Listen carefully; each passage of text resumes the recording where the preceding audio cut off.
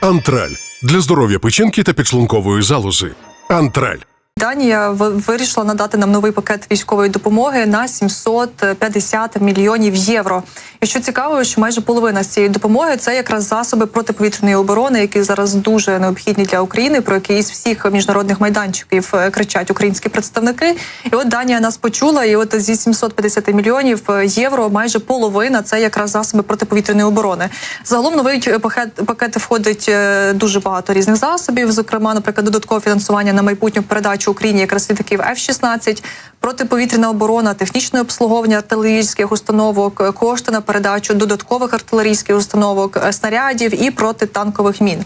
Також цей пакет уже 18-й за рахунком від Данії, тож Данія нас дуже активно підтримує. І крім того, також, наприклад, заявив міністр їхньої оборони, що вони резервують додаткові кошти для прямих інвестицій в українську оборонну промисловість. Так само, як ми виділяємо додаткові кошти на майбутню передачу Україні винищувачів F-16, яка запланована на літо цього року. Тобто не тільки виділяють нам кошти і не тільки виділяють нам конкретні види озброєння, але й також і інвестують у нашу ж оборонку, яка зараз розвивається на території України. Крім того, наприклад, на посилення української протиповітряної оборони виділено близько 2,4 мільярда крон. Також передбачені ще додаткові кошти на артилерійські різні боєприпаси на гранати, протитанкові міни. І вже навіть частина коштів із тих, які Данія виділяє, також йде на обслуговування вже тієї техніки, яка є зараз на території України. Кажуть, що сьогоднішньою передачею ми задовольняємо нагальну потребу України в засобах якраз протиповітряної оборони, артилерії та боєприпасах. Тобто це такі три основні пріоритети, які данці виділили для того, аби забезпечити нас цією допомогою.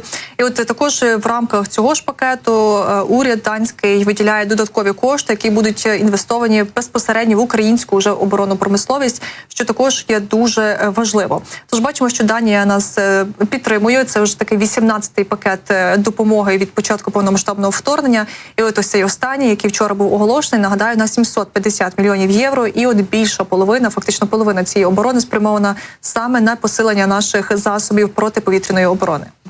А у Сполучених Штатах Пентагон опублікував великий детальний звіт стосовно усіх викликів, загроз, які спричинила російська агресія проти України у Європі і взагалі скажімо так, у цій частині світу і загалом для усього світу. Автором цього звіту, цієї доповіді став генеральний інспектор Пентагону Філіп Сторч, американський юрист, урядовець, який зараз якраз займає посаду генерального інспектора Міністерства оборони США. І ця доповідь, вона призначається саме для Конгресу Сполучених Штатів, тобто для конгресменів, аби ознайомити їх з актуальним станом справ і ситуацією навколо російської агресії і війни в Україні. І взагалі, якщо ми поглянемо на цей документ, то він дуже об'ємний, дуже детальний, понад 160 сторінок у ньому є.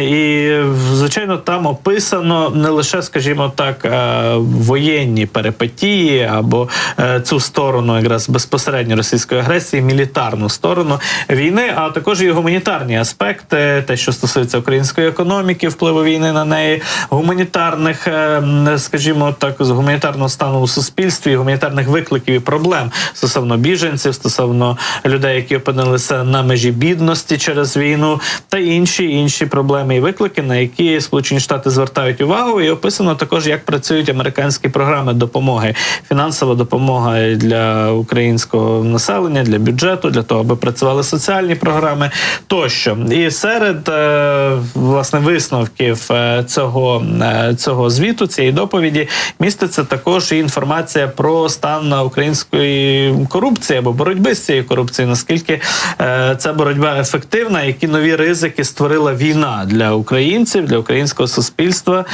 і загалом для держави. Отож, якщо підсумувати, то у короткому, скажімо так, абзаці підсумків стосовно викликів, пов'язаних із корупцією, генеральний інспектор Пентагону для Конгресу пише наступні речі.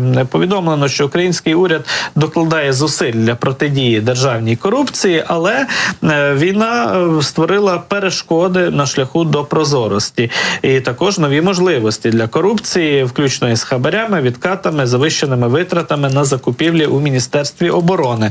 Це пряма цитата із цього звіту. Особливо для закупівель летальних товарів, тобто озброєння, йде мова про озброєння, і прозорість, власне, таких закупівель обмежена через рівень секретності таких операцій, таких закупівель. Це коротко те, що хотів повідомити генеральний інспектор Пентагону, Міністерства оборони конгресменам стосовно викликів, пов'язаних з українською корупцією. У звіті детальніше розписано і цю главу, скажімо так, українського життя, українського суспільного життя, політичного життя, і цю проблему, яка виникла. Ну і, власне, цей сигнал за останні дні з боку Сполучених Штатів не перший, який стосується того, що там точно помітили, точно знають про подібні виклики і проблеми в українському політикумі, в українському суспільстві і закликають боротися із корупцією наших політичних керівників, наше політичне керівництво.